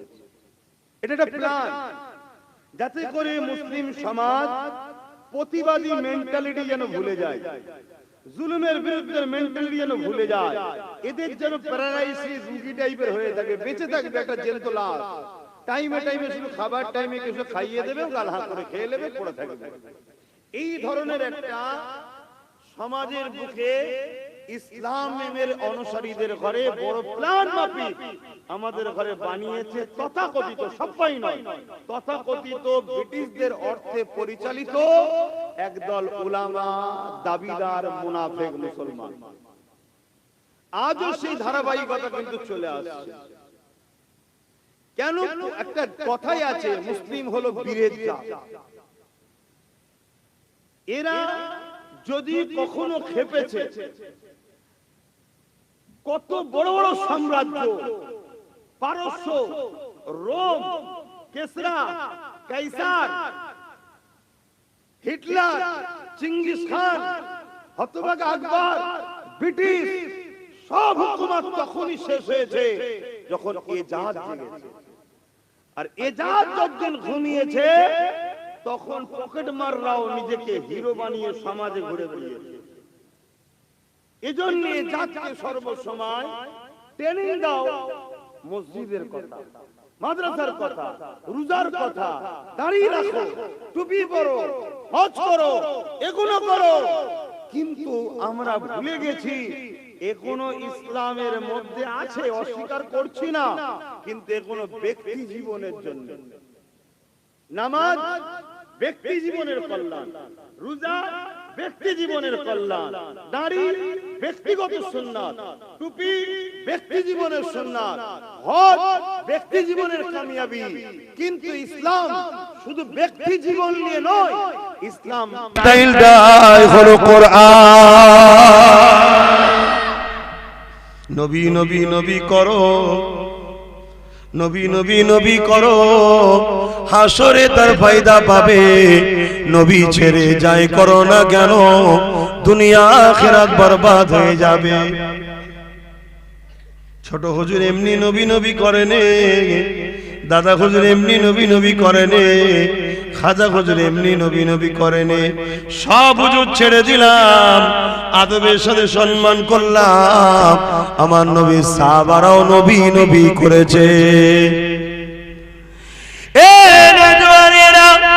আল্লাহ নবী অসুস্থ করে রয়েছেন, মানুষ অসুস্থ হবে এর প্রমাণ, তাই নবী অসুস্থ হয়েছিলেন। নবী যদি অসুস্থ না হতো, দুনিয়ার মানুষ বলতো মুহাম্মদ খোদার বেটা, নাউজুবিল্লাহ মিন জালে। যেমন ঈসা রুহুল্লাহর মুজিজা দেখে বলেছিল খোদার বেটা, উযাইর নবীর অজিজ মুজিজা দেখে বলেছিল খোদার বেটা। আমার নবীর মুজিজা দেখে তো বলে দেবে খোদার বড় বেটা, নাউজুবিল্লাহ। কেননা সমস্ত নবীদের যা মুজিজা ছিল, আমার নবীর ঝুলিতে একাতাই ছিল।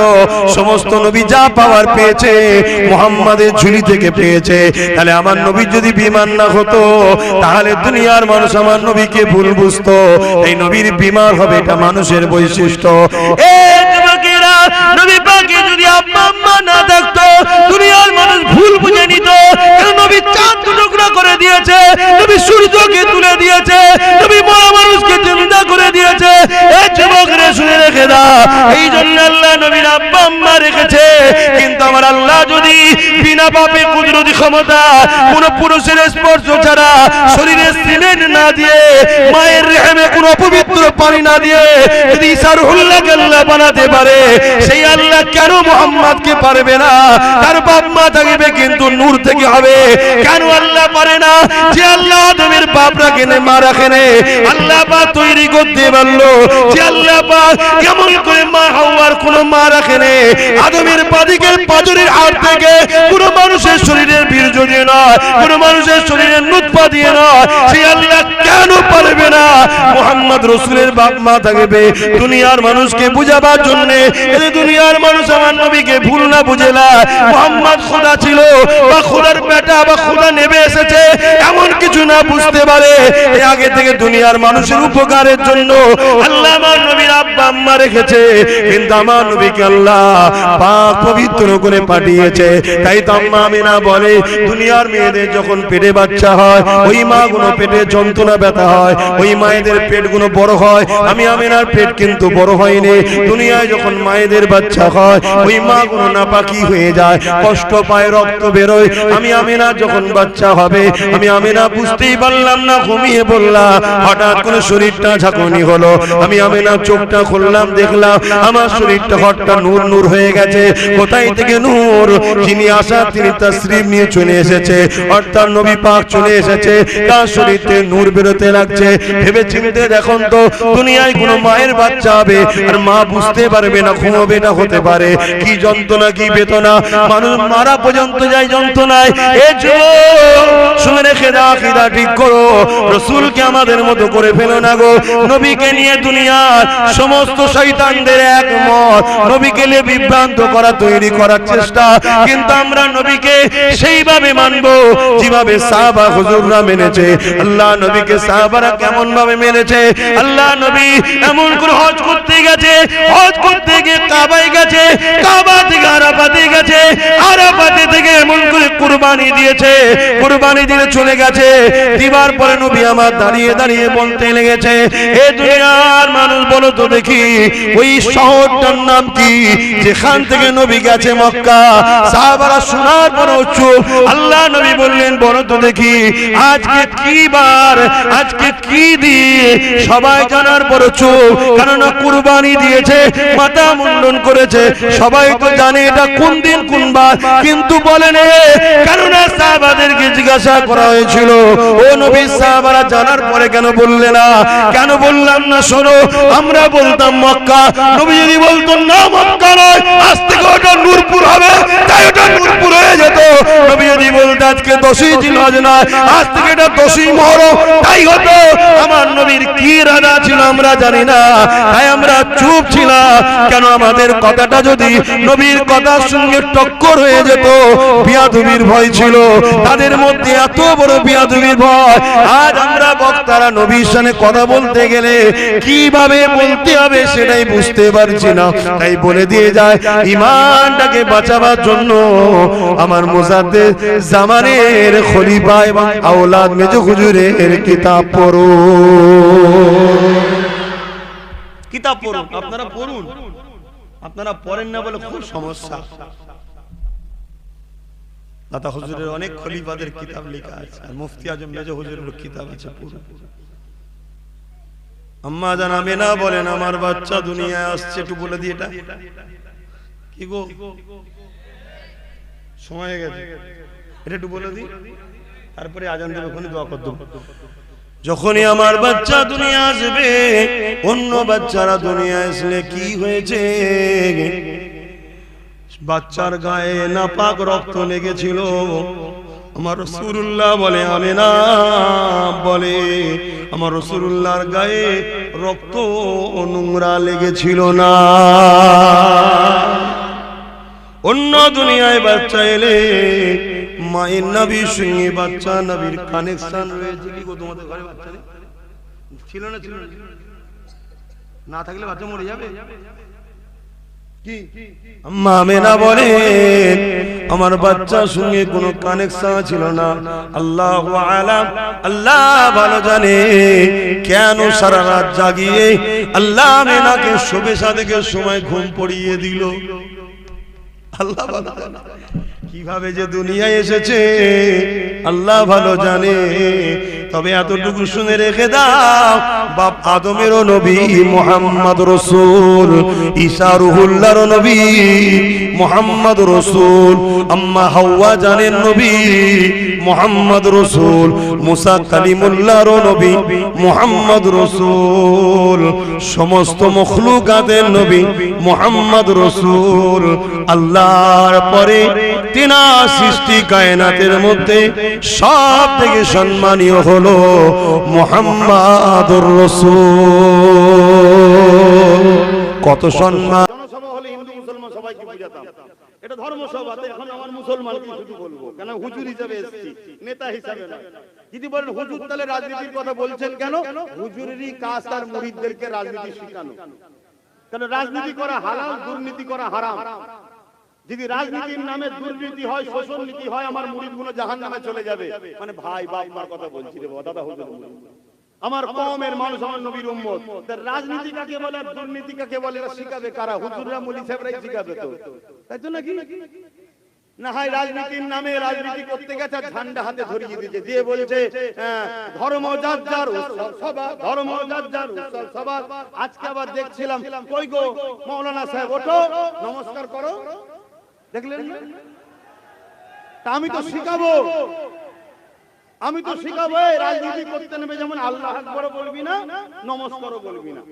কেন? নমস্কার আমার হিন্দু ভাইদের স্টাইল, আর আসসালামু আলাইকুমটা আমাদের স্টাইল। ওদের রাজনীতি যখন করতে গেছে সেখানে দেশের মানুষ আছে, হিন্দু আছে, মুসলমান আছে, সেখানে আসসালামু আলাইকুমও বলার দরকার নেই আর নমস্কার দিবারও দরকার নেই। ওটাই বলবি, আমার প্রিয় দেশবাসী, আমার বাংলার মানুষ, আমি তোমাদের ঘরে যদি জিতাও বাসটা ভালো হবে তো, তাই তো নাকি? হাই দেখেন বলছে ঠিক, উঠে আপনার যা বলার সেটা বলবেন যে আমাকে যদি জিতান আমি আপনাদের জন্য বিধানসভায় আওয়াজ তুলবো, এলাকার যা প্রয়োজন আছে সেটা মিটাবো, এই তো কথা রে বাবা। কিন্তু না, ওখানে বলতে পারছে না যে এটা আমাদের বলা যায় না। কেন? যদি আবার টিকিটটা ক্যান্সেল করে দেয়, এটা গেল। আবার আমার ঘরের একটা রয়েছে, টুপিটাকেই বাদ দিয়েছে। হাই রে কি! হ্যাঁ, ভাই ভাইয়ের জায়গায় ভাই, ভাই ভাইয়ের জায়গায়, রাসূলুল্লাহর আগে ভাই নয়, দ্বীনের আগে ভাই নয়। আমি তাকে ব্যক্তি আক্রমণ করছি না, তো তার হিদায়াতের জন্য দোয়া যেমন চাইছি, ইনার হিদায়াতের জন্য দোয়া চাইছি। আল্লাহ এদের দুজনকে হিদায়াত করুক, বলুন আমিন। এ ভাই নাই বলে যে বলবো হিদায়াত হবে না তা না, একে আল্লাহ হিদায়াত করুক, এই শয়তানদের থেকে চলে আসুক, আমার ভাইটাও যেন ফিরে আসে, বলুন আমিন, বলুন আল্লাহুম্মা আমিন। এদের হিদায়াত দরকার, ঠিক না বেটি? কিন্তু এদের হিদায়াতের জন্য সবথেকে বড় ওসিলা হলো এদের হারা দরকার। আমার কথা কি? এদের হিদায়াতের জন্য সবচেয়ে প্রথম রাস্তা হলো হারা দরকার। কারণ জিতে গেলে আরো হারামের মাল ঝাড়বে, আর যত হারাম খাবে তত জাহান্নামের দিকে যাবে, পরিবর্তন হওয়ার রাস্তা পাবে না। যদি বলেন আমরা হুজুর মানুষ খাবো কেন, তুই খাবি না আমি জানি, কিন্তু তোকে খেতে হবে। কেন? নিজের জন্য না খেলো, যার ইশারায় উঠে বলেছিল নমস্কার করো, যার জন্য বলছি আগুনে ঝাঁপতে দেবো, সে বলবে লিয়া ইনকাম করে। কথা বুঝছেন না? বোঝেন না? হ্যাঁ, আর না হয় তোকে বলবে গ্যাজের কেসে ভরে দেবো। তুই ভাববি আমি হুজুর মানুষ, বলি সে মানুষ, গ্যাজের কেস খেয়ে যাবো, চুরি করেই এসে। তাহলে পাপটা এইভাবেই হয়। তুই কাজ দল কর, তুই দল করার জন্য এত সব নিজের একটা দল করতে পারছিস, দুজন মিলে দল করে নিতে পারছিস। যেমন অনেক দল হচ্ছে, তোরা দুজন মিলে একটা দল করে নিতে পারছিস, কি আরো যাদের এসব লোক লাগলো সেটা দল করে নিতে পারছিস, করে নিয়ে মরতে পারছিস, ঠিক না বেটি? আমার কিছু বলার থাকতো না, কেন? তার ইচ্ছা কাজে করতেই পারে। কিন্তু তুই এমন লোকের দল করতে গেলি যে লোকটা বলছে কোরআন শেষ হবে, উন্নতি শেষ হবে, এই কথাটা মানিস? মানিস? যদি বলেন না মানিনি, আগে প্রথম এই কথাটাকে তোর নেত্রীকে ক্লিয়ার করতে বল যেটা আমি ভুল বলেছিলাম। আগে তোর নেত্রীকে বল যে কথা বলা আমার ভুল হয়েছিল, আমাকে ক্ষমার নজরে আপনারা দেখবেন। মানুষ মাত্র ভুল হতে পারে, আমরা দ্বিতীয় কিছু বলবো না। দ্বিতীয় নম্বর কথা, যার দল করতে গেছি সে তো বিজেপির আইনকে মেনে নিয়েছে। বিজেপি যে ওয়াকফ কালা কানুন করেছে, আমার কথা কষ্ট। যদি আমার কথাই কষ্ট নেন তাহলে ফেরাউনের বিরুদ্ধে কেউ বলবেন না, নমরুদের বিরুদ্ধে বলবেন না। কারণ ফেরাউন নমরুদ ওরাও দ্বীনের দুশমন ছিল, তখন মুসা নবী ইব্রাহিম ছিল, এখন মুহাম্মদ রাসূলুল্লাহ দ্বীনের দুশমন আজকের এই ফেরাউনগুলো করছে। এরা রাজ ক্ষমতার জোরে ওয়াকফকে মিটাতে চাইছে। কেন্দ্র সরকার ওয়াকফ কালা কানুন করেছে, রাজ্য সরকার সে আইন মেনে নিয়েছে না নাই? রাজ্য সরকার দুর্গাপুরে বুলডোজার দিয়ে মাদ্রাসা ভেঙেছে না ভাঙেনি? নদিয়াতে ঈদগাহ দখল করেছে না করেনি? এই রাজ্যে ওয়াকফের জায়গার উপরে বিজেপির পার্টি অফিস আছে, যদি রাজ্য সরকারের পুলিশ চাইতো বাধা দেবে।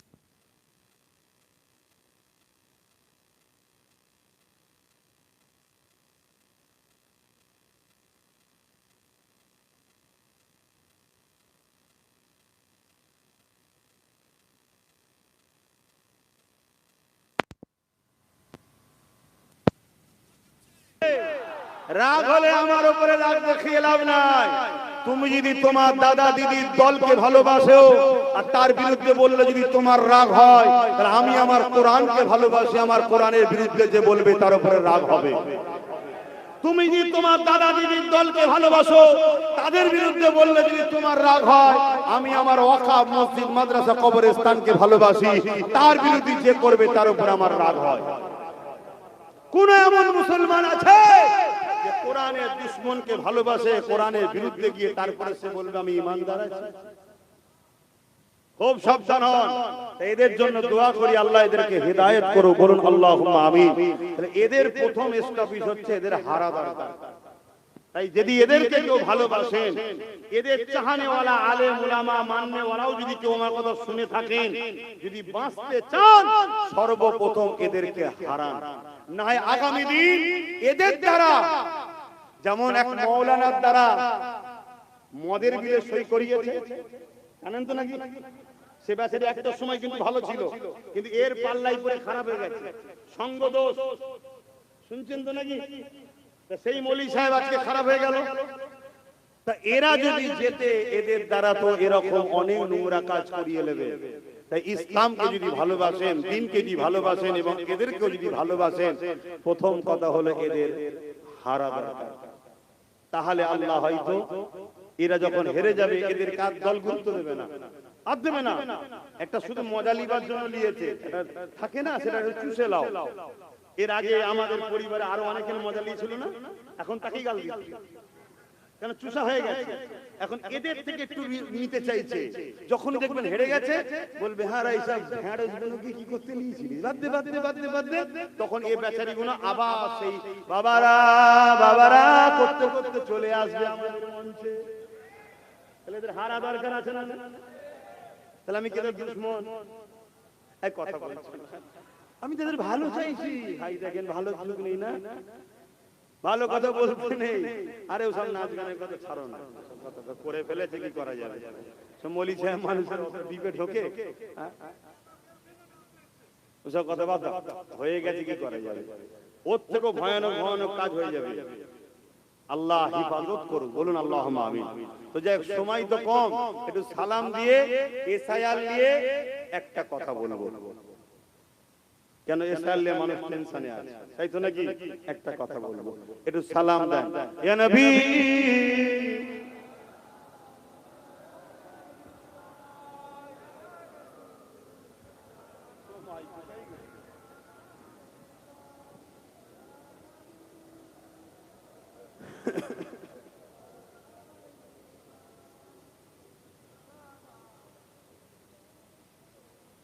আমার ভাইরা, আমাকে যারা ভালোবাসো, তোমরাও তো রাজনীতি, তাই তো নাকি? রাজনীতি করো করো, মানা করবো না, করতে হবে। দেশের নাগরিক করবে না, ভালো কাজ তো, মানুষ সেবা দেশ সেবা, কিন্তু রাজনীতির নামে খবরদার কাউকে লুটবে না। দ্বিতীয় নম্বর, রাজনীতির নামে কারো ধর্মকে যেমন আঘাত দেবে না, নিজের ধর্মের বিরুদ্ধে কোনো কাজ করে ফেলবে না। আজকে অনেকে দেখছি রাজনীতির নামে ফুর্তি আনন্দ করছে, বাজনা বাজাচ্ছে, খবরদার এগুলো করবে না। তোমাদের ফুর্তি করতে মন যেচ্ছে, 93 লক্ষ তোমার দেশবাসী বাংলার নাগরিকের এখন নাম নিশ্চিত হয়নি, কিসের আনন্দ এত? আর পাশাপাশি এই বাজনা ইসলামে হারাম। আল্লাহ রাসূল বলেছে, একটা সময় মানুষের চেহারাকে শূকরের ন্যায় বানরের ন্যায় বানিয়ে দেবে। কারণ কি? তারা এই নৃত্য বাজনা এসব প্রদর্শন করবে, এগুলো নিয়ে হুড়োহুড়ি করবে। সেই জায়গায় এ থেকে দূরে থাকবেন। আমার ভালোবাসার মানুষদেরকে বললাম, যদি আমায় ভালোবাসো তাহলে আমার কথা শুনতে হবে, ঠিক তো নাকি? তুমি কাউকে ভালোবাসো, দল করতে গেছো, ভাই আমাকে তোর ভালো লাগে, তোর হয়ে বেরিয়েছি, তোর মিছিলে যাব, তোকে ভোট দেবো, সব ঠিক আছে, কিন্তু তুই যদি আমাকে আল্লাহ রসুলের থেকে সরাতে যাস, জুতো খুলে তোর মুখে মারতেও রাজি, তোর সাথে আমি কোনো যেতে রাজি না। আমি স্পষ্ট কথা বলছি, আমি আমার আব্বা আম্মাকেও ভালোবাসি আল্লাহ রসুলের জন্য, আমি সেই ছেলে, আমি কাউকে চিনি না। হ্যাঁ, প্রয়োজন হয়েছে আমি আমার ভাইকে না দিয়েছি, আমার ভাই যদি কোনোদিন ভুল রাস্তায় চলে আমি তাকে ধরি। একবার একটা রাগের মাথায় একটা নোংরা ভাষা বলেছিল আমার ভাই, আপনারা জানেন কি জানি না, আমি ঘরে ডেকে ডেকে বলেছি, দ্বিতীয়বার যদি এই কথা তোর মুখে বেরোয়, নিজে যদি কন্ট্রোল না করতে পারিস তাহলে রাজনীতি করতে হবে না, চলে রাগ হবে, লোক অনেক কিছু বলবে, নিজেকে কন্ট্রোল করতে হবে। বললো না, ওই মায়ের কান্নাটা দেখে আমি সহ্য করতে পারিনি। এক মায়ের কান্না দেখে যদি সহ্য না করতে পারি, আগামী দিন লাখো মায়ের কান্না বাঁচাবি কি করে? তাকে আমি বড় ভাই হিসেবে বুঝিয়েছি। হ্যাঁ, কিছু এআই ছবি করা যায়, সেসব ছবি করে আমার ভাইয়ের বিরুদ্ধে প্রচার করছে, আমার বিরুদ্ধে প্রচার করছে। যেমন আমার একটা ছবি দিয়েছে বিজেপির 3টে নেতা, দুটো লম্বা একটা বেটে, লম্বা দুটোকে পাশে রেখেছে আর বেটেটার মাথা কেটে আমার মাথা বসিয়ে দিয়েছে। খুব জোর আল্লাহ বাঁচিয়ে দিয়েছে। আল্লাহ যদি লম্বা কারো মাথায় দিত তাহলে প্রমাণ করতে একটু সমস্যা হতো। আমি তো লম্বা মানুষ, বেটের মাথায় দিয়ে দিয়েছে বলে চট করে প্রমাণ হয়ে গেছে যে এটা ফেক।